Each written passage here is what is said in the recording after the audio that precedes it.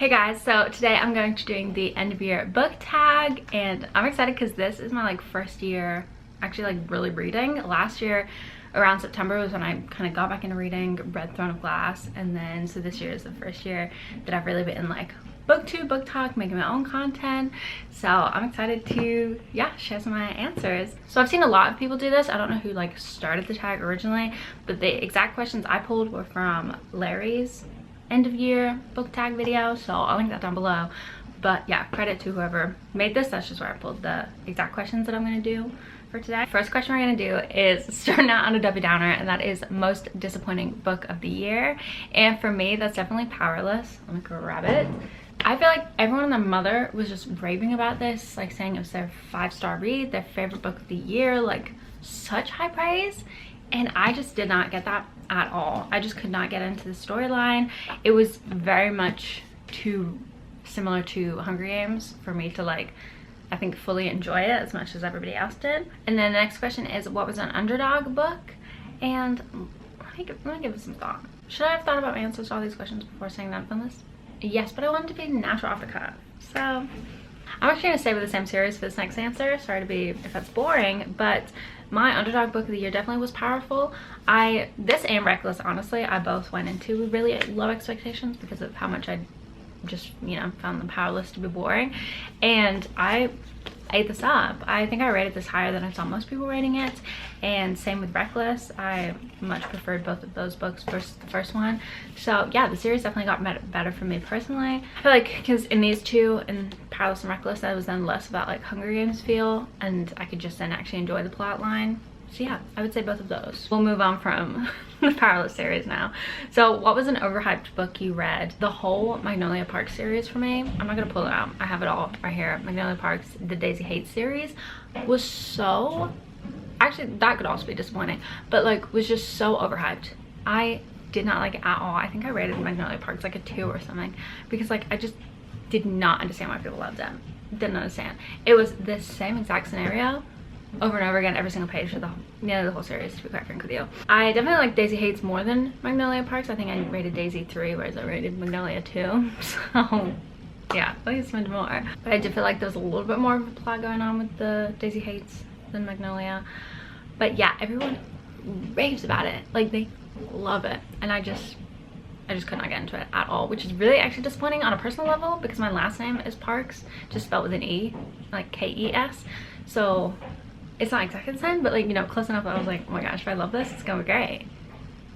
And I didn't. If you haven't heard about the plot line, somehow a lot of people say it's like Gossip Girl, but a British version in a book form. And I agree, but it's just there's this couple, Magnolia and BJ, and it just feels like their whole storyline, just they keep making the same mistakes over and over again. Hate to say it, hate to say it. They're terrible for each other. Also hate to say it. He's just toxic, and as a friend, I would not want my friend to date him. So why am I rooting for Magnolia to be with him? Don't know. I think I'm gonna say a book that surprised me was Flawless / the whole just Chestnut Springs series, because did I call that the right thing? I always stumble. For some reason I always want to call it Chestnut Springs Hills. I don't think there's hills in it. I don't know where I'm pulling the hill from. Yeah, no, it's just Chestnut Springs. But was this whole series, I've read Flawless, Heartless, and Powerless, and then so I just have Reckless and Hopeless left. And I loved this series way more than I ever thought I would. I was it's a interconnected standalone series, and it's based on a ranch, so they're all cowboy energy. Well, not all of them, but most of the stories, the guys are ranch cowboy vibes. And I'd heard people talk about it, and I was like, I'm not gonna like that. I don't really like country.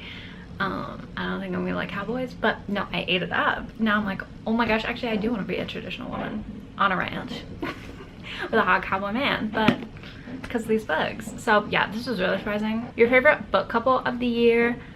Ooh, the first one that comes to mind, I don't know if this is my favorite, but the one that comes to mind is Powerless, Jasper and Sloane. I thought the whole series was excited for the Jasper book, and because he's that really quiet, grumpy kind of guy, and then has to kind of pull that out of him. And it was friends to lovers. And I think, yeah, I want a guy that I'm friends with for a bit first before then getting into a relationship with, so I think they're my favorite book couple. Am I saying they're the best? No, but like there's two came to mind. Your favorite main characters of the year? Oh, I think I have to say, oh, I didn't read Throne of Glass this year though, did I? I did. I read some of it.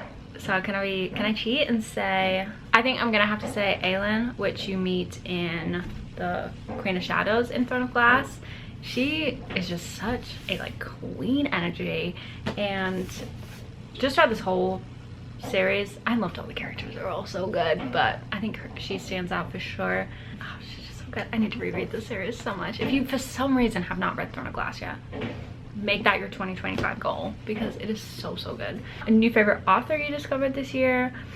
I basically discovered all my new authors this year, because I think really the only book that I'd read last year was Throne of Glass and some other random like little one-offs. But let's see, I think Abby Jimenez, I really liked her romance books over the summer. Those are really good. And then, oh, Allie Hazelwood for sure.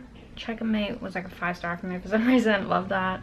And then Chris and Hannah, I'd read The Nightingale I think a few years ago, and I liked it, but I didn't like think of, you know, reading her books again. And then I picked up Firefly Lane this year, and then I just read The Great Alone, and both of them were so good. 5 stars. 5 stars for sure. So I think she's definitely a new fave. Elsie Silver is a new fave. An author that didn't work out for you this year, like I'm gonna say something controversial. Not that she didn't work out for me, but I don't love Emily Henry books as much as I wish I did, and that just like pains me because everyone loves her. But again, like I think she's good, but I'm not gonna say like, oh my gosh, she's my favorite author in the whole world, which I think a lot of booktubers and talkers would. And then for like the fantasy world, I think Aster with the Lightlark series, it just fell a bit flat for me for sure. Again, that was a series that I was really excited about, and it just like didn't fully meet those expectations, unfortunately. So yeah, I think her. But I'll still, like, I'm still gonna finish that series, and I'll still keep reading Emily Henry. So is there any people that I wouldn't read again? I don't think that was really, oh, Catherine Center, can we say her? Yeah, I don't think I would pick up another Catherine Center book. I read Hello Stranger by her, and then also, where is it, What You Wish For by her. And both of them I just felt I just didn't really love either the storylines, or they just kind of dragged for me. They're a bit like random and like trying to be quirky, I think was the main characters. I think I did like Hello Stranger more though, but again, like I think it's like women's fiction and women's romance. It just doesn't like, I'm not itching to pick it up. It was a bit too millennial for me, dare we say it. Ah, there it is. What is the happiest book you read this year? Ooh, okay, I know what I'm gonna pick Holiday Romance by Catherine Walsh. I just read this, you know, in December, obviously for Christmas, and I was chuckling along. It is rare, I feel like I actually have like audible responses to the books I'm reading, but I was laughing away while reading this. If you go watch my reading on the Christmas books, you can see me literally sitting in the car laughing out loud to this. It was so funny and cute. The banter was so good. What is the saddest book you read this year? Oh my gosh, by far, Firefly Lane. I have never cried as much as I have reading this book. If you haven't read it, girl, read it. It was so good. It was a tale of like two friends and just like how they met when they were like teenagers, if not even younger. I think it was around teenage, and then they're just like best friends for their whole life. And it just showed like the ebbs and flows of like friendships, and you know, the drama that can happen, but then, you know, coming together, and then something happens just like in their lives, so they have to be there for each other. And it is actually so sad, but I loved it so much, and I would 1000% recommend it if you haven't read it already. I feel like this is a random one, but for most frustrating book I read this year, I'm gonna say Ruthless Vows, because this actually annoyed me so much. I love Divine Rivals, as with most people. I think it was so good, and then the sequel just fell so flat. This was just so like political focused in the, you know, in the politics of the world, not like, I wasn't talking about real life politics, but, and then it really just focused on that and like not their relationship as much anymore.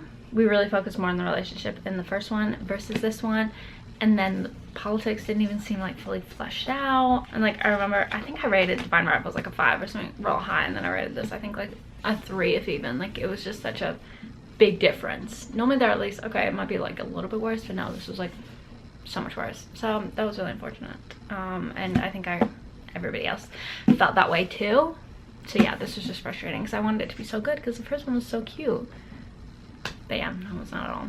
The best book adaptation of the year. Now this is kind of cheating because I haven't read the books, but the only book adaptation I watched or anything this year was A Good Girl's Guide to Murder. I stutter when I say that.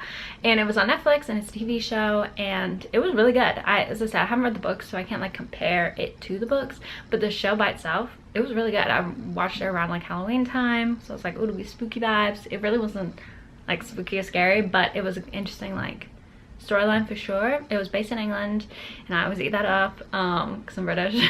Because you didn't know. I don't think I'll read the books now that I've watched the show because, you know, I just feel like the show was really good by itself that I don't have the desire to then go read the books. But it was really good. I really liked them. Your favorite covers of the year? Ooh, I mean, none are really standing out to me, to be quite frank with you.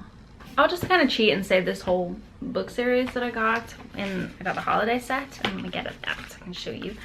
Or let me get Spectacular out. I want to show you that one because this is really, I just feel like it's really pretty. It's like simple, it's just red and white, but I feel like it is just really pretty. And then the actual like covers themselves are literally just white with a red snowflake, but then there's so much art inside, especially the novella. There's so many pictures in it. They're just really pretty. So okay, let me show you that. Like, it's just so pretty. And then the red edging is so cute, and then the back is just really cute too. So yeah, we're just gonna tweak that question a little and say, what's my favorite, you know, what's the prettiest book in general? And then a book you haven't stopped thinking about. Wow, what have I not stopped thinking about?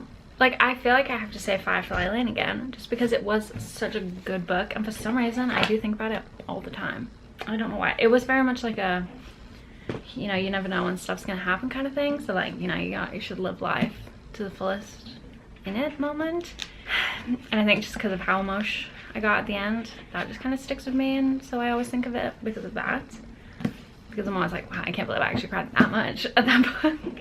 Because I did, so I've done it. I feel like I read a lot of like romance and fantasy books this year, and then not a ton of fiction. So I think I want to dive a little bit more into fiction this upcoming year and read a bit more, because I feel like those kind of stay with you a bit longer. I feel like Throne of Glass will forever just sit in your mind. Like, I will compare every fantasy book ever to that series, and that's just not a good comparison or a fair comparison at all, because most can't compare, unfortunately. An unpopular book you loved. Ooh, fun. Okay, I'm gonna say Georgie All Along, because I've never heard anybody else talk about this. It's by Kate Claiborne, and it's just a really cute romance. Like, it's nothing crazy. It's just your typical romance, you know. This girl comes back home to her hometown, meets this grumpy guy, and you know, one thing leads to another and they end up falling in love. Book you thought you'd love but didn't. Honestly, all of the books that I said that were disappointing so far, the Magnolia Park series, Daisy Haight series. Oh, I did think I would love A Court of Thorns and Roses, and I didn't actually like this that much. I was really like, I literally put on my story like, hey guys, what? Why did everyone tell me this series was so amazing? Because this was giving me like Beauty and the Beast energy of like reading about like old-timey, that is okay. And I was just so confused why it had all the hype it did. And then I kept the series going, and then I was like, oh, that's why. That's why. It was literally just the first book. And then once, literally every single one after, I was eating up. So, yeah. Don't judge a series by the first book, guys, because I would have been wrong. Ooh, book with the most unique concept you read this year. Oh, that's a toughie. I feel like I just read, like, basic book talk books that aren't that crazy. Like, I am gonna say the most random thing ever, and that is The Rune Lords. Okay, so let me explain. This is by David Farland, and I'm picking this for this prompt because this was released in 1998, I think it was. So I read it because it was my guy bestie's favorite book growing up, like this whole series, and he just recently bought the series again on like eBay or something like that, so wanted me to read the first one and see what I thought. And it was interesting, I'll give it to you. It was cool to read because it was like fantasy, but like really like old-timey. Like, I feel like the fantasies now, like A Court of Thorns and Roses and like Throne of Glass, is like, it's in modern day, easy to understand language. Like, you know, it's very easy to read, very easy to follow along. It's just like talks as if we're like in the 21st century, you know, like it's not that crazy. Whereas this definitely had that element of, oh, this was written like back in the day. Like you could tell me this was written in medieval times. Okay, not that crazy, but like, you know, it had a little bit of that, like I had to focus to read the book, understand like the words that were being used. Like you could tell this was a fantasy written by a man, is what I'm trying to say. So to me that was the most unique, because all the rest of these are like fantasies written by women and like modern fantasies. So it was interesting to read, one, a book written by men, because I feel like I never read books written by men, and then two, yeah, more of like an older time one. So that was interesting. I didn't love it, I also didn't hate it, so it was okay. Books you read this year that you would reread. Obviously The Whole of Throne of Glass. At some point I'll do a reread of that for sure. Other than that, I don't really reread books because I'm still new in my reading journey, that I feel like I just have so many to read that I don't even think about rereading ones. I think I would reread Nightingale again at some point because I haven't read that in a few years now. And then my Goodreads 2024 reading goal reflection and a reading goal for 2025. So for 2024, I had the goal to read 24 and 24. I thought that was really cute. And then hit that literally within like a couple months. So I was like, oh, okay, let's bump it up to 48. Thinking that would be a struggle. No, I'm literally at like over 70. Let me go see. I'm at 71. So I read 71 books this year, which is crazy when I thought I would only read 24. And then my goal for 2025, I think I'm gonna put it as 50, just because, again, like, I don't know what the year's gonna hold. I don't know how busy I'll be, but 50 feels like still a good amount, slash like, you know, I should be able to hit it. And, you know, I think that'd be good. Sorry, my battery just died and I only had one question left, and I had to scoot over because this keeps happening. So, last question. What will you prioritize in your 2025 reading gear? And I think I want to read some more fiction for sure. And I think also just like find some books that like I'm interested in reading, not ones that like everyone on Book Talk and BookTube is reading, because I think that's where I got all my, you know, books suggestions for this past, like for this year, which I think is totally fine and totally good, and I read a lot of good ones. But I think I read maybe like more romance than I necessarily would like read if I wasn't watching, you know, other recommendations. Just remind myself I don't have to read what everybody else is reading. I can just also go into a bookstore and just pick out books that I've never heard people talk about. I do actually want to do that for a video of just like read, yeah, at least like 3 books I've never heard anybody talk about, and we'll talk about the author and see if I can find some good gems, because I feel like that'd be fun. So I think that's it for this video. Next week is going to be a video all ranking the books I read this year, so we'll get to talk a bit more about all 71 books I read, which should be so fun. So yeah, thank you guys so much for watching. Make sure to give it a thumbs up and subscribe if you liked it, and I'll see you guys next week. Bye!